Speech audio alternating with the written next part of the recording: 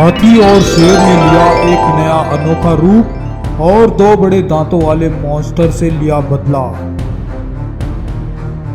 एक बार एक जंगल में दो बड़े दांतों वाला मॉन्स्टर आ जाता है। सभी जानवर उस अजीब से जानवर को देखकर वहां से भागने लगते हैं।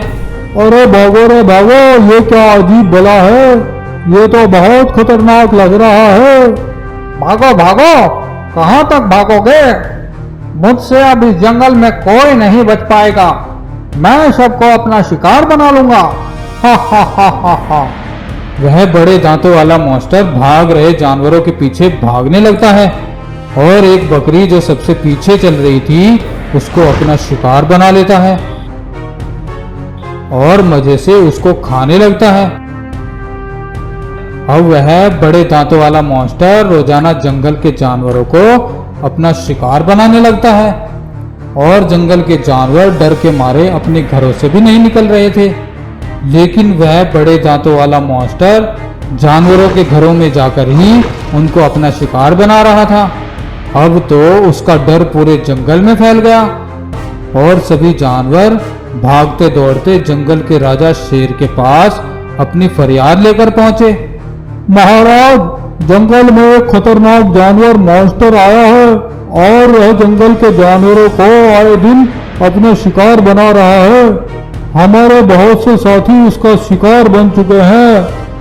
हाथी शेर का मंत्री था और शेर हाथी से पूछता है, अरे मंत्री जी, क्या आपको इस मुसीबत के बारे में नहीं पता था? अगर आपको पता था तो आपने अब तक हमें क्यों नहीं बताया? महाराज, वह मॉन्स्टर बहुत ही खतरनाक है और उसमें बहुत शक्ति है। तो क्या हुआ? क्या हम ऐसे ही हाथ पर हाथ धरे बैठे रहें? मैं इस जंगल का राजा हूँ और जानवरों की रक्षा करना मेरा कर्तव्य है। जाओ, उसे जल्दी से मेरे सामने पेश करो। हाथी राजा का संदेश लेकर उस मॉन्स्टर के पास जाता है और बोलता है कि राजा ने उसको बुलाया है। मैं किसी राजा वाजा को नहीं जानता।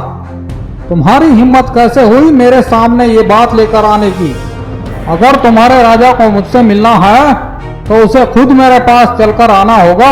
हाथी जब शेर को बताता है कि मॉन्स्टर ने यहाँ आने से मना कर दिया है तो वह आग बबूला हो जाता है और फिर वह शेर उस मॉन्स्टर से लड़ने के लिए चल पड़ता है। जल्दी ही वह शेर उस मॉन्स्टर के सामने पहुंच जाता है।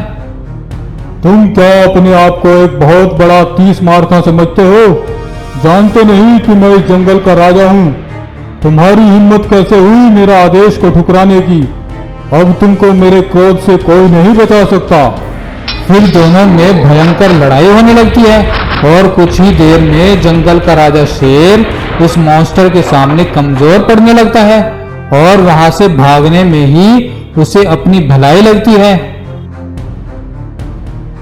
शेर वहां से तेजी से भागकर अपनी गुफा में वापस आता है। वह मॉन्स्टर तो बहुत ही खतरनाक है, उसकी शक्ति के सामने तो मैं भी नहीं टिक पाया हूँ। अब कैसे मैं अपने जंगल के जानवरों को इस मॉन्स्टर से छुटकारा दिलाऊं? तभी हाथी बोलता है, महाराज, मेरा पूर्वजों की दी हुई शक्ति मेरे पास है। शायद इस शक्ति से कुछ काम बन जाए। क्या है वह शक्ति? महाराज, उस शक्ति से मैं किसी भी जानवर के साथ अपनी शक्तियों और अपने शरीर को जोड़ सकता हूँ। अगर हम दोनों की शक्तियाँ और शरीर एक हो जाए तो हम उस मॉन्स्टर पर भारी पड़ेंगे। ठीक है, जल्दी से अपनी वह शक्ति प्रयोग करो। और फिर हाथी अपनी शक्ति से शेर को अपने साथ मिला लेता है और देखते ही देखते एक शेर रूपी हाथी जैसे प्राणी का रूप बन जाता है। अब वह दोनों उस मॉन्स्टर से लड़ने पहुंच जाते हैं। मुझसे अकेले न जीत पाए तो अब नए रूप में आए हो, कोई बात नहीं, मैं फिर भी तुमसे बहुत ज्यादा शक्तिशाली हूँ। और फिर उन दोनों में घमासान लड़ाई होने लगती है और बहुत देर तक लड़ाई होती रहती है। आखिरकार जंगल का राजा शेर और हाथी की शक्ति मिलकर उस मॉन्स्टर पर भारी पड़ते हैं और वह मॉन्स्टर मारा जाता है और जंगल के जानवर अपने राजा की जय जयकार करने लगते हैं।